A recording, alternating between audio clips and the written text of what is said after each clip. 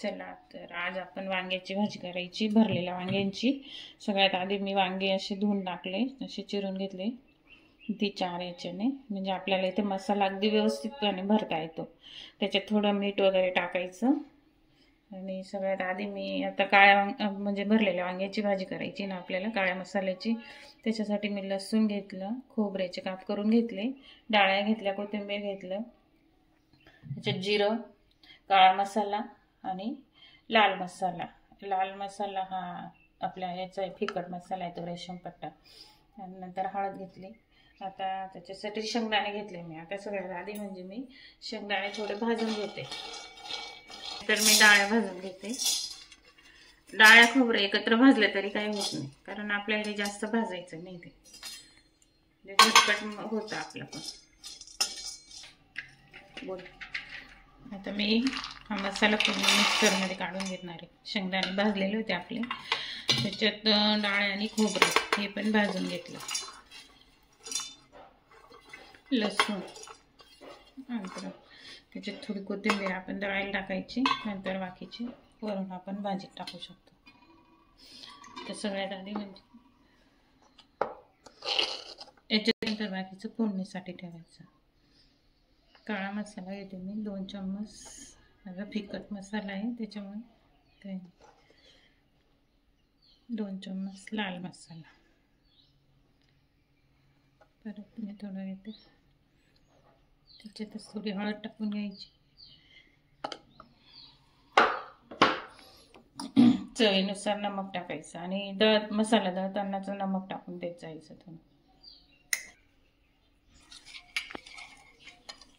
आता मी अशा पद्धतीने मसाला दळून घेतला, जाड बारीक, जास्त बारीक पण दळायचा नाही, तसं भाजी पण छान येते।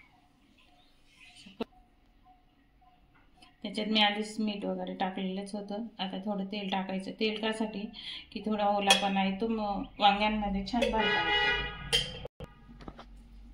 आता त्याच्यात थोडी अजून कोथिंबीर टाकायची, दळायच्या वेळेस पण टाकलेली होती आपण। तसे पूर्ण मसाला मिक्स करून घ्यायचा आणि वांगे भरून घ्यायचे परत आपण।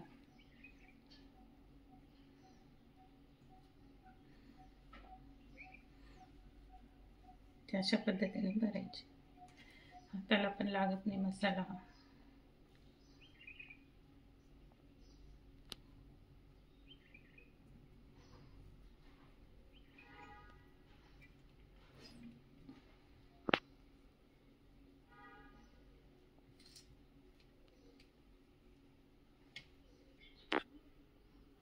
आता मी सगळे वांगे अशा पद्धतीने भरून घेतलेले अगदी पूर्ण।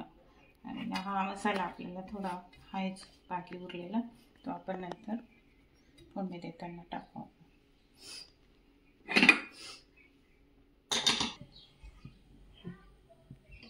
त्याची भाजी मी कुकरमध्ये करणार आहे, ते झटपट होते। हे कुकरमध्ये 2 शिट्ट्या घेऊन घ्यायच्या, 2 पळी तेल टाकलं मी, आणि तेल काही नाही आपल्या याच्यानुसार टाकायचं।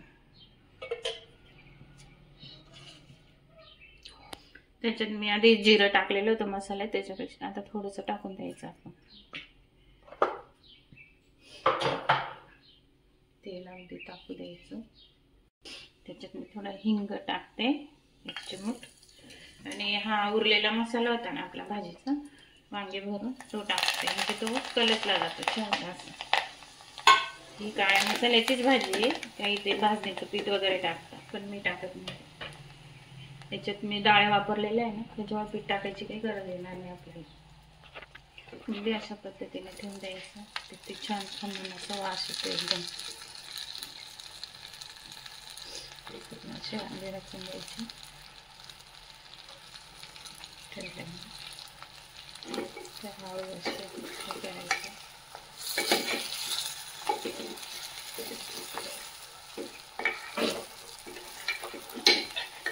जाळी नको आपली,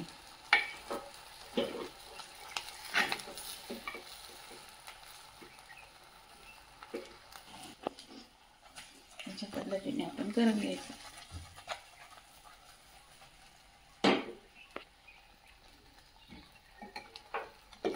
वांगे आपले असे, मसाला पण अगदी छान कलसून झाला। तर त्याच्यात आपण पाणी सोडायचं.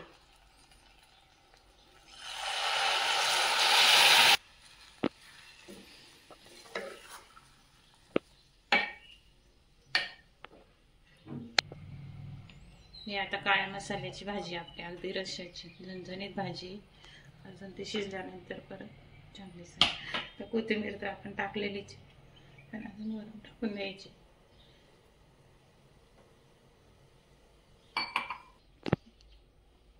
आता मी कुकर लावून घेते आणि फक्त एक शिट्टी घ्यायची त्याची, नाहीतर झाकण काढून घ्यायचं, थोडी हळू शिजू द्यायची.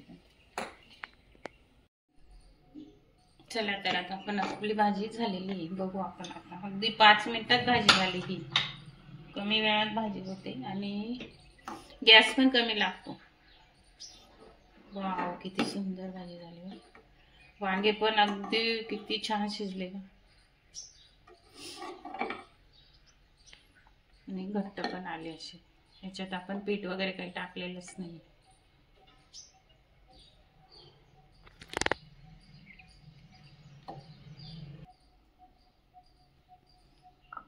भाजी वांग्याची, भरलेल्या वांग्याची भाजी.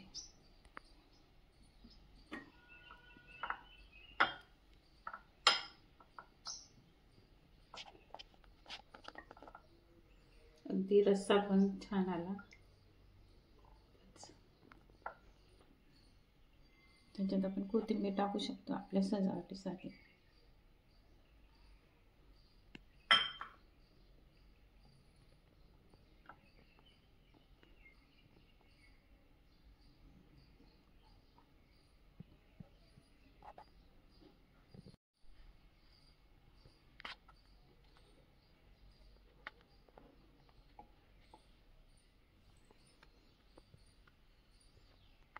ती आवडेल अशी भाजी आपली आज.